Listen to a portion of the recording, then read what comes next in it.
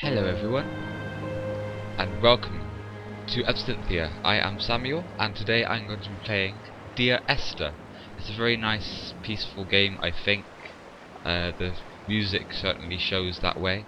And basically, it's a very strange, and it's not like a game you'd ever seen before. You don't really do much, it's kind of just a story, basically. So what we're going to do is play through this game.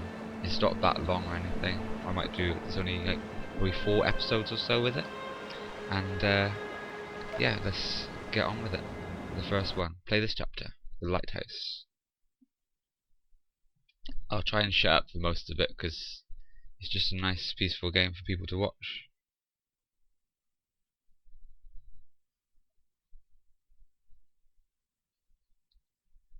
The loading does take a bit, but it's a very, very, very nice looking game. It's one of the best looking games I've ever seen because they've just concentrated just on the graphics of this game, it seems, and obviously the storyline, which apparently is really good as well. You can't really see how far it's loaded. Oh yeah, I can. It's right near the end. There we go. Dear Esther, the morning after I was washed ashore, salt in my ears, sand in my mouth, and the waves always at my ankles, I felt as though everything had conspired to this one last shipwreck. I remembered nothing but water, stones in my belly and my shoes, threatening to drag me under to where only the most listless of creatures swim.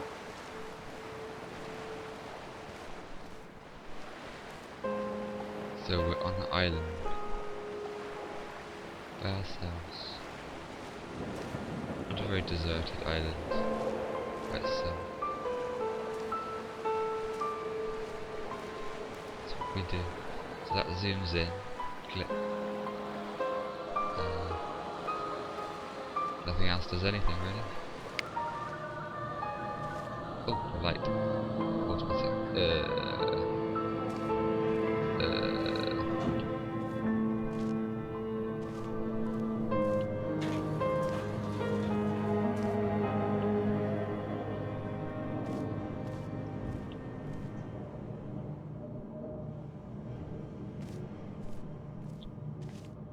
Can't get up there.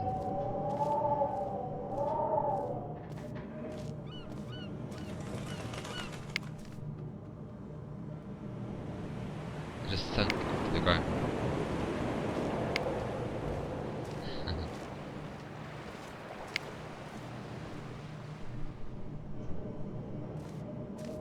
Interesting.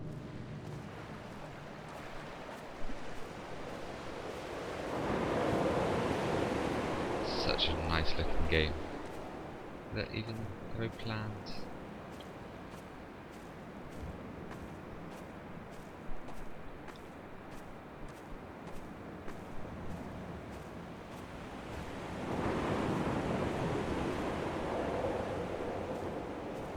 Get across there?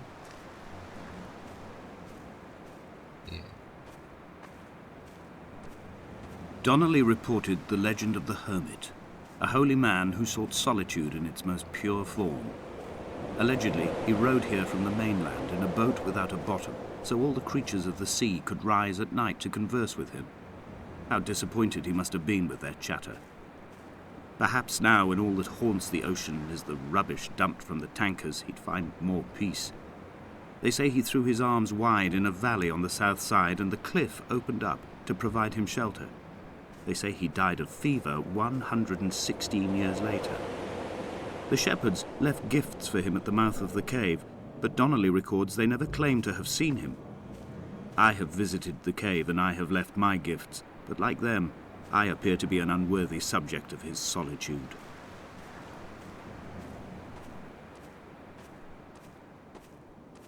Does it be many gifts?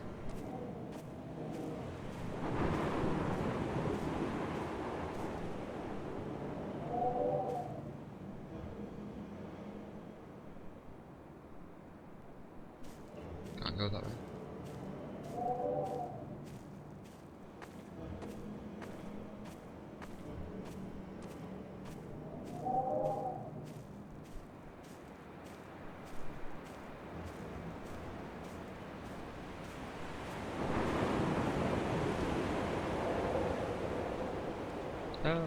Oh crap. I'm just gonna accept my fate and go down to the beach.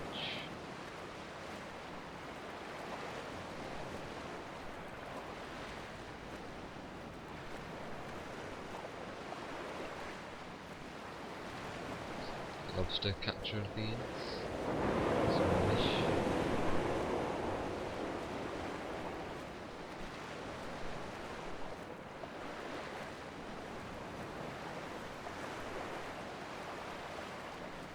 But back up. Where do we want to go?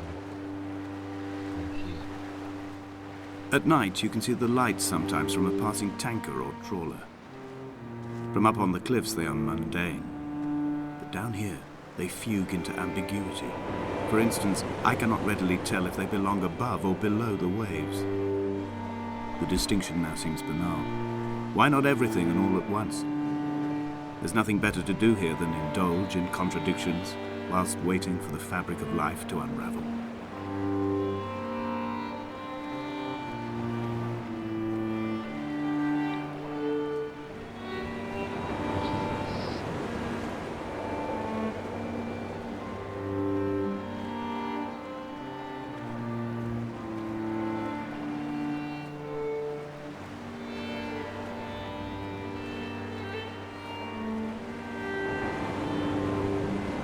Dear Esther, I found myself to be as featureless as this ocean, as shallow and unoccupied as this bay, a listless wreck without identification. My rocks are these bones, and a careful fence to keep the precipice at bay. Shot through me caves, my forehead a mount. This aerial will transmit into me so. All overexposed, the nervous system, where Donnelly's boots and yours and mine still trample. I will carry a torch for you. I will leave it at the foot of my headstone. You will need it for the tunnels that carry me under. How the hell did car doors get around here?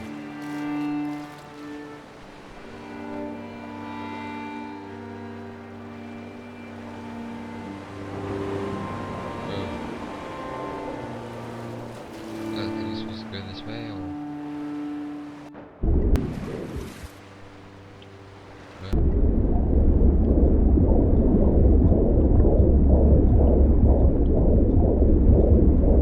Come back.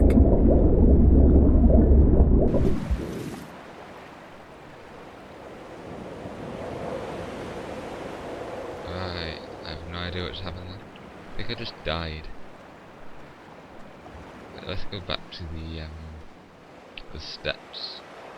I think that's probably the way we're supposed to be going.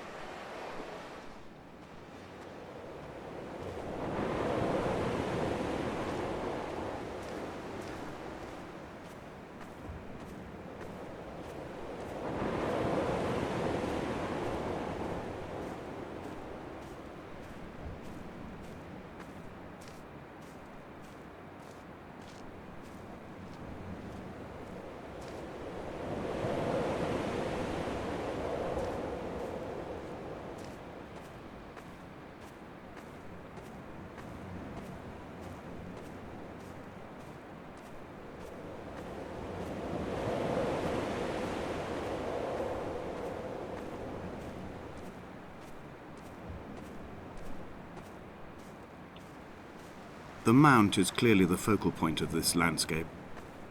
It almost appears so well placed as to be artificial. I find myself easily slipping into the delusional state of ascribing purpose, deliberate motive to everything here. Was this island formed during the moment of impact? When we were torn loose from our moorings and the seatbelts cut motorway lanes into our chests and shoulders, did it first break surface then?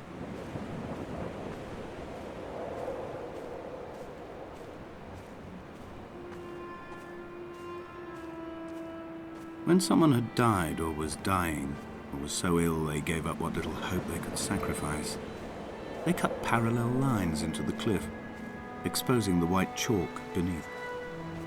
You could see them from the mainland or the fishing boat, and know to send aid or impose a cordon of protection, and wait a generation until whatever pestilence stalked the cliff paths died along with its hosts.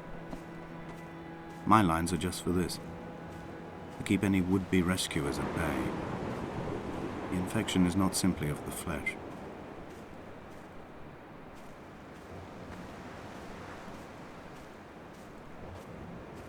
That looks man-made.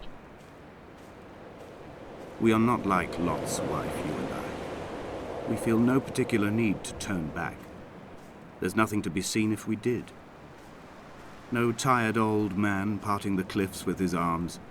No gifts or Bibles laid out on the sand for the taking. No tides turning or the shrieking gulls overhead. The bones of the hermit are no longer laid out for the taking. I have stolen them away to the guts of this island, where the passages all run to black, and where we can light each other's faces by their strange luminescence.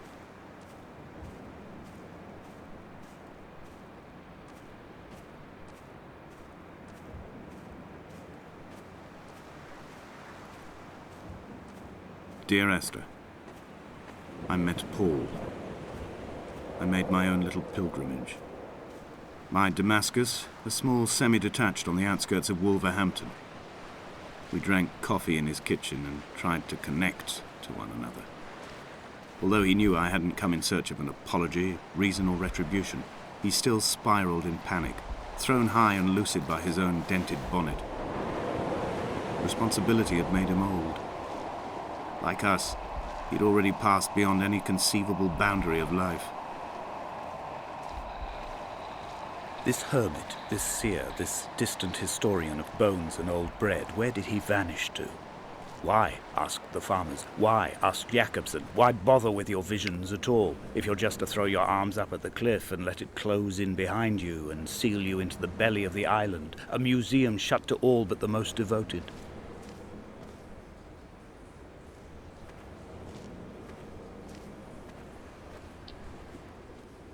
What is this? It's like a molecule of carbon, hydrogen, is it? And oxygen? No idea what it is. I think I've seen it before in the first house we went into. It was on the wall, looked like that as well.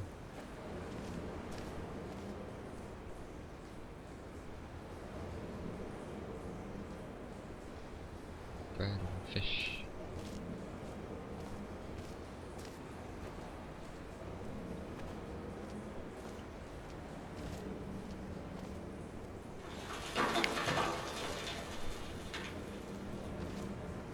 What was that noise? This is the way back out. Where do I go?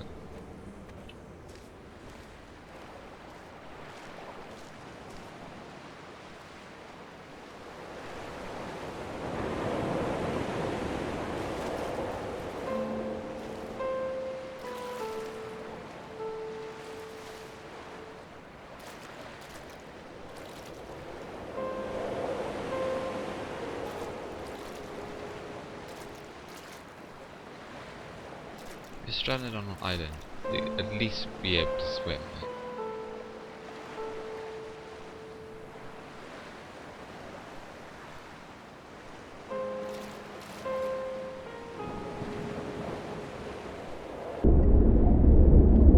No, no.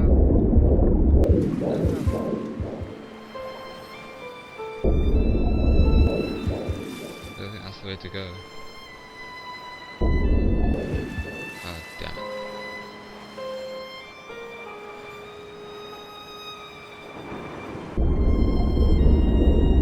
Oh crap. Get up, up.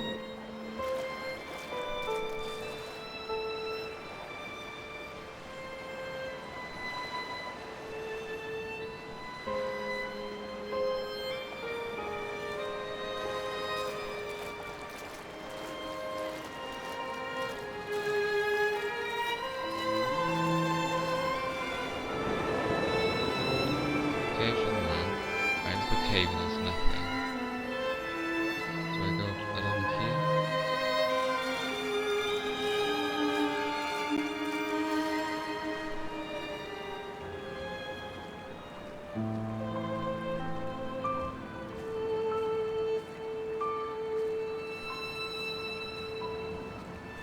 Pathish.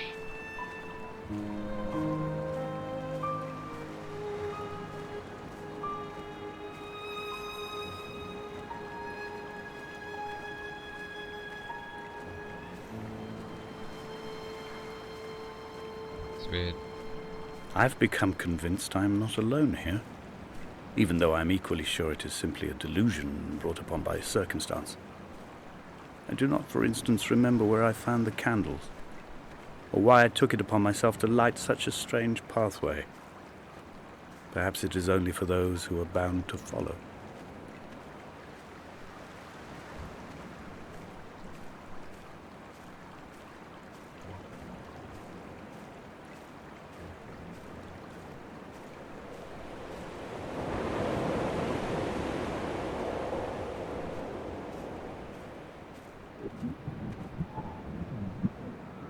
This one seems a bit more complicated than this.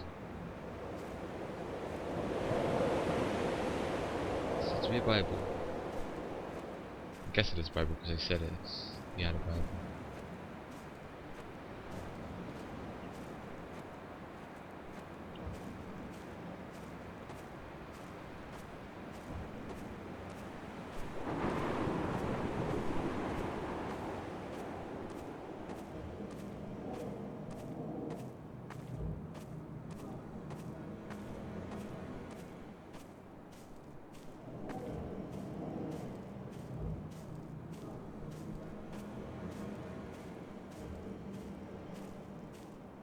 Creepy.